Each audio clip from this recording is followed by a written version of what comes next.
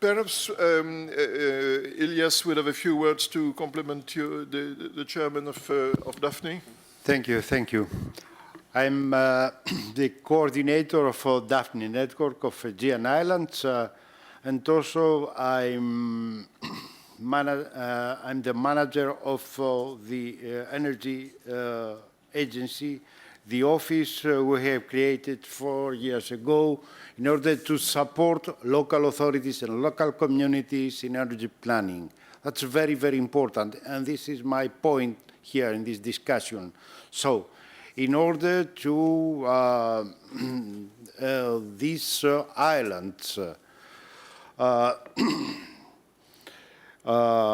obtain the capacity to manage themselves, their future, and especially the sustainable future.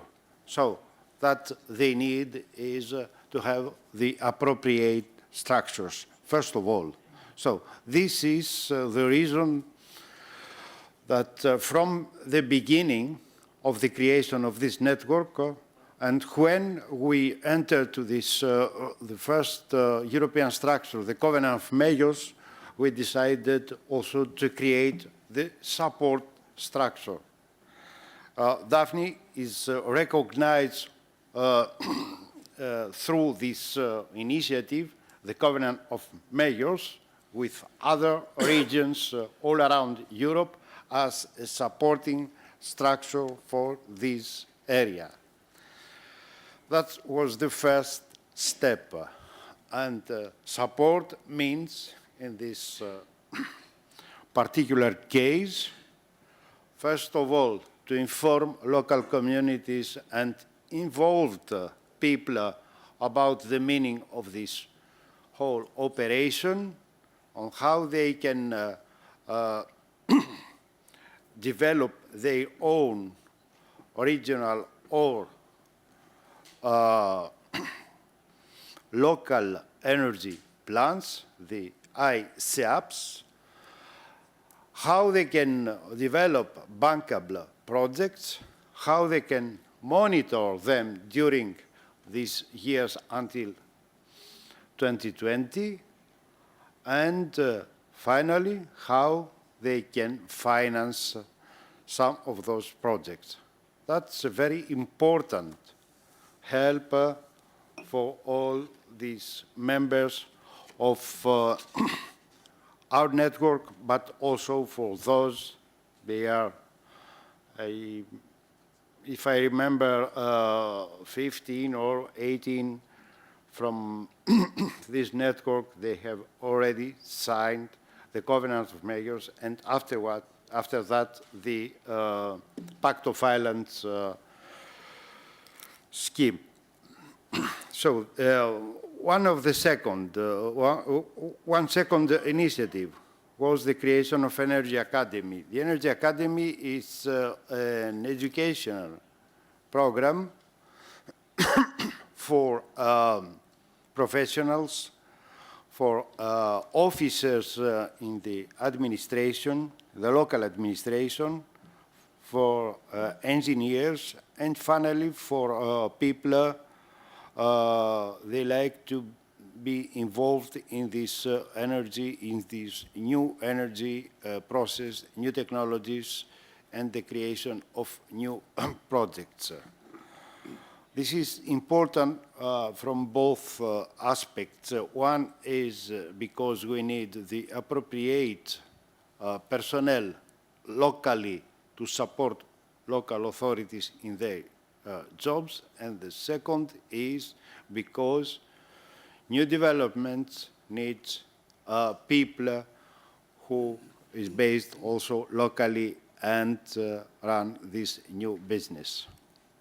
This is also goes together with the creation of new jobs locally. So, Energy Academy, and now we enter in a dialogue and communication with other similar initiatives around Europe, for example, SAMSO, in order to improve, this structure, because one of the major problems we have in islands is how we can communicate in a continued way with the students it's not easy like in the continent. So we have created new tools, for example, e-learning, in order to make this program possible. And we have some very interesting conclusions. Third point, regulatory issues. That is something that is intra-regional, is general, is not something to be resolved in one island alone. One example, and this was mentioned by Yanis Glinos, the mayor of Andros. We have conflicts between different land uses in islands, and especially in islands because we have a very limited space, because we have other also economic activities like tourism, for example, or urban development, and they are in a continuous conflict with energy planning. So our role as supporting structure is to help local communities and local population and businessmen and and also the state administration, to give them the possibility, the capacity, the tools in order to face these new problems.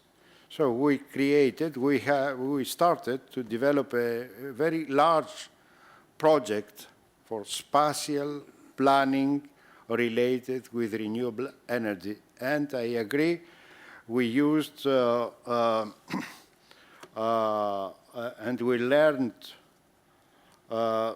too much from the Scottish Islands experience, because they have already faced the same problem some years ago, and they are working on. And you have some very, very interesting papers and methodologies and examples on how we can resolve these kind of problems, especially in islands where the space is limited and the environment is very, very different from the continent.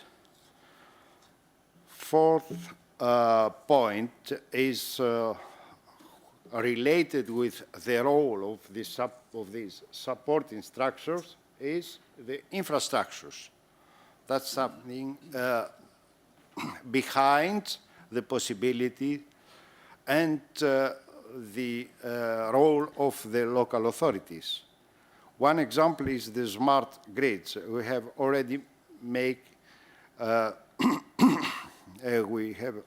mentioned the example of Greece in Canary, etc., and how smart grids goes necessarily with these big interregional plans, how they go together with the energy storage, how they go together with demand side management.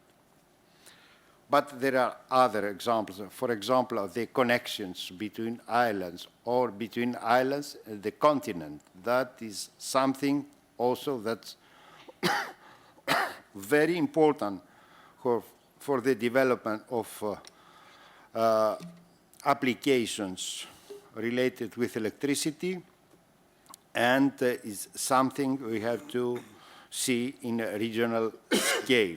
So these are some points related with this we call capacity building in the local level and in the regional level, and there are many, many other examples. So I will finish saying two words for the future of this scheme, the Pact of Islands. From my opinion, besides the questions we have concerning the structure and the political process behind, we have a very, very large and open space for cooperation.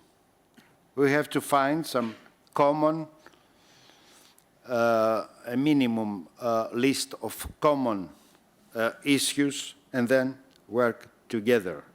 Some examples: offshore wind energy installations, desalination projects, desalination using renewables, maritime transportations. Gotland has already mentioned this initiative concerning the fueling maritime fleets with gas and other fuels in the future. Smart grids, including connections. And finally, that we call blue growth. That's a new area related with the new framework program of DG Mare. And if you go through the lines, you will see that the green energy, green maritime energy technologies are one of the 5 pillars of this new policy, with some $80 billion or euros in the next period, starting from the next year until 2020. So these are opportunities or ideas for common work, because it's something that is out of borders of small islands, of isolated regions, and maybe sometimes in countries in difficulty. Thank you very much.